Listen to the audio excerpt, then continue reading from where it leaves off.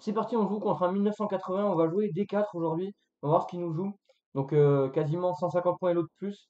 D4, D5, on va jouer un petit gambit-dame. Donc c'est parti, on va voir ce qu'il nous joue. Bon, la réponse la plus commune c'est E6, bien sûr C6 existe aussi. Ok, il nous joue une slave. Alors, je vais développer mon cavalier en C3. Alors je me rappelle plus trop les lignes où il prend en C4, voilà, ben justement il prend en C4. Alors s'il joue E4, il va pouvoir jouer B5. Donc ici je crois que c'est A4 la ligne pour empêcher B5 justement. Et il joue E5, une ligne qui est aussi à la mode. Euh, on va aller dans sa fameuse ligne que je ne connais pas trop. En fait, l'idée c'est qu'on va avoir un pion C4 faible pour les noirs, mais un pion E5 faible aussi pour les blancs. Donc on va voir ce que ça donne. Je l'ai déjà joué un petit peu cette ligne. On va voir ce que ça donne. Donc là, il prend. Je dois reprendre du roi. Parce que je sais plus, le cavalier développé, il empêche peut-être B5 aussi. Donc il joue fou 6. Donc il s'accroche au pion. Alors s'il veut pas me déroquer, bah, c'est moi qui vais le déroquer, hein, pourquoi pas. Ok. J'ai bien envie de jouer G3 pour fou G2, avoir une grande pression sur la diagonale. Après, le fou peut aussi capturer, essayer de tenter de capturer ici C4. Donc ça, c'est une autre histoire. Alors fou G5, c'est pas intéressant parce qu'il va pouvoir se développer. Il va pouvoir même jouer F6. Hmm, Je vais me développer avec cavalier F3, commencer à renforcer mon pion E5. Essayer de voir si c'est possible de s'en prendre en plus C4. Tout ça, je peux jouer fou F4 encore une fois. Fou F4 et E3 peut-être. Je joue fou F4 pour me développer. Voilà, s'il prend en C3, je suis plutôt très content. Il me donne la paire de fous. Je joue cavalier ici, il va venir mettre son cavalier en G6 pour venir commencer à mettre de la pression sur le pion E5. Moi, je commence à mettre de la pression sur le pion C4, je peux peut-être jouer tour C1. Je joue cavalier G6, alors je vais pas lui donner la paire de fous, du coup je recule avec fou G3. Il va jouer cavalier D7 très probablement. Après fou G5, c'est vrai que c'est peut-être intéressant parce que si je jouais F6, ça me permettait de me débarrasser d'une faiblesse. Mais il aurait joué sûrement fou 7. Il joue H6. Alors je comprends pas l'idée de H6. Je comprends pas. Alors ici, je vais grand roquer, mettre un échec. Et mon idée, vous allez voir, en fait, c'est de jouer cavalier D4 et forcer la prise de la paire de fous, en fait, pour, euh, pour les, pour les blancs. Je vais gagner la paire de fous, en fait, vous allez voir. Donc là, je m'attends à, je vais dire roi C7 ou roi E7. Roi E7 peut-être.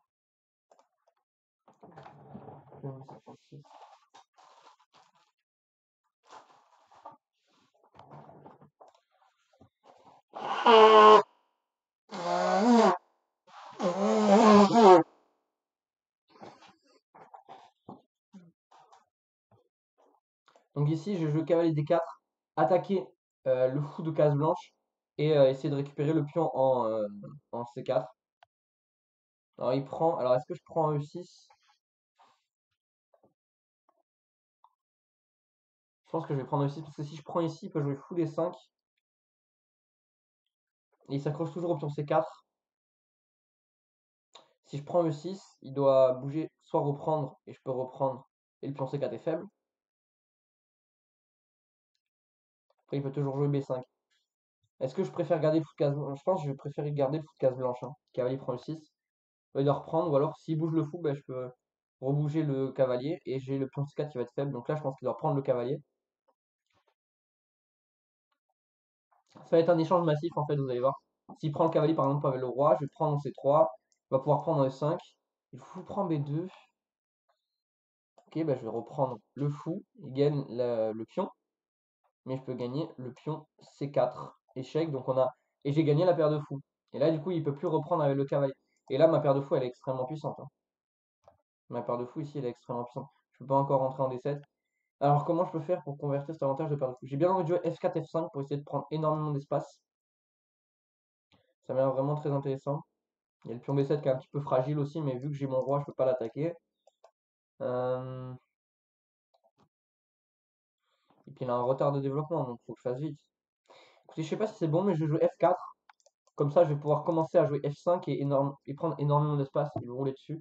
Je joue cavalier D7, logique. Je vais jouer. Alors, je peux pas jouer F5 parce qu'il y a le pion, du coup, ici.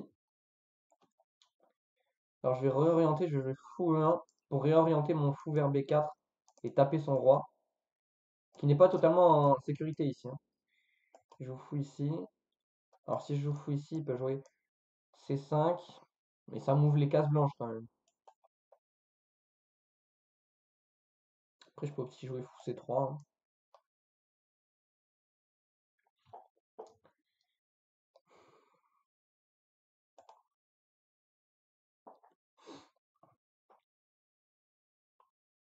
Alors comment on joue ici? Hmm. Je joue tout simplement fou C3, je pense. Ici, j'ai pas trouvé grand-chose pour l'avantage de développement. Là, il va juste jouer un truc genre cavalier B6 et il va pouvoir échanger de tour. Je joue fou B3 pour garder mon pion et toujours taper sur F7. Bon, moi maintenant, je peux peut-être essayer de jouer F5. Peut-être essayer un H4, H5. Je peux essayer un G4. En fait, j'ai une majorité là, vous voyez, de 5 contre 3. Donc, il va falloir que j'avance de ce côté-là. Et lui, il a une majorité de 3 contre 1. Donc, il va falloir qu'il avance de ce côté-là. Alors là, il va venir en E6. Mais là, du coup, vu que le cavalier peut plus soutenir la poussée C5, ici, j'ai l'impression que fou B4 est très intéressant. Parce que le roi va devoir reculer en E8. Il peut aussi jouer F5 maintenant, pour prendre énormément d'espace et dominer les cavaliers.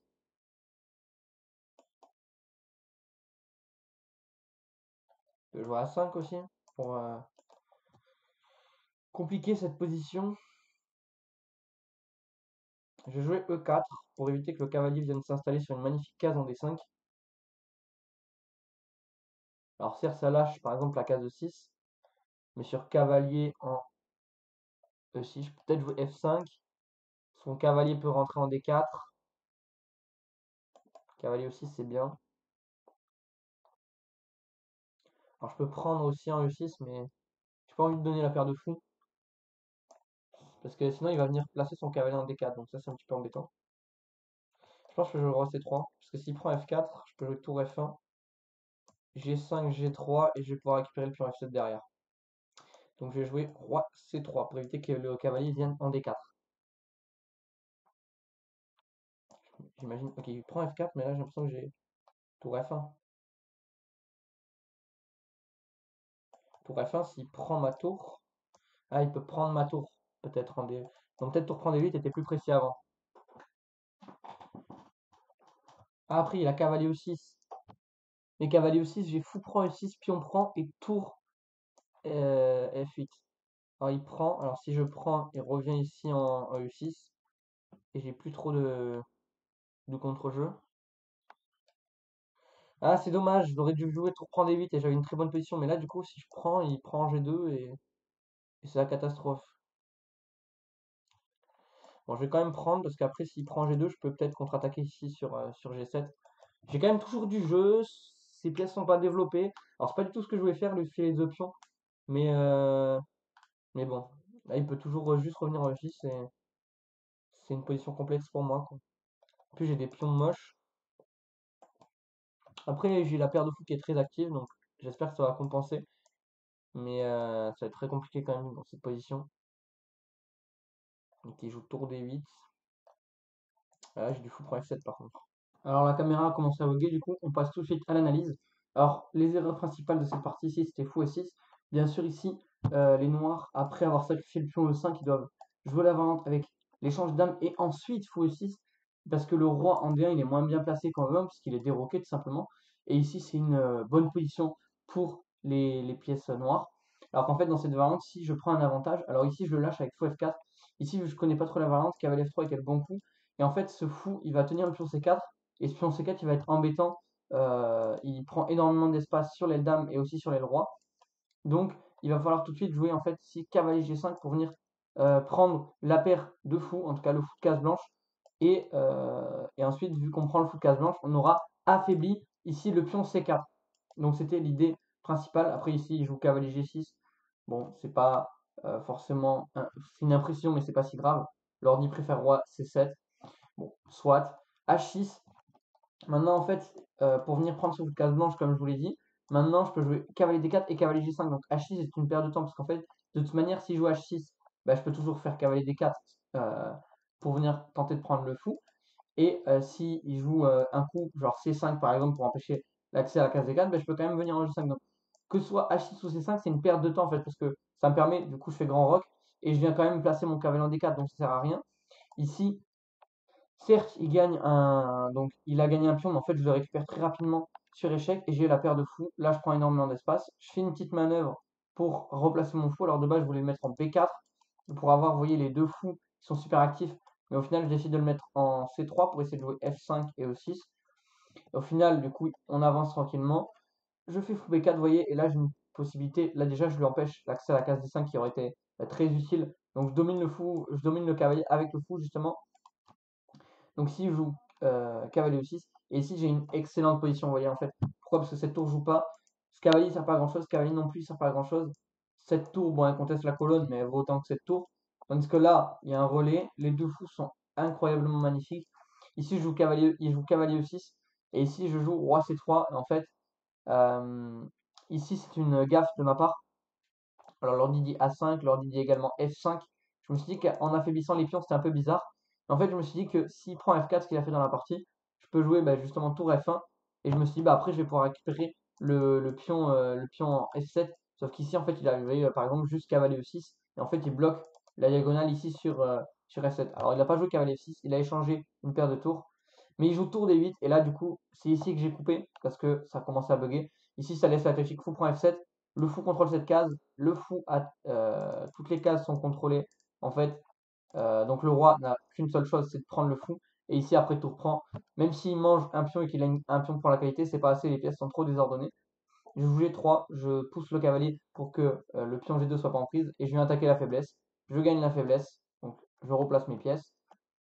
Je gagne le pion A7. Ok, certes, il gagne des pions, mais au final, vous voyez, je finis par récupérer tous les pions. J'ai une qualité en plus.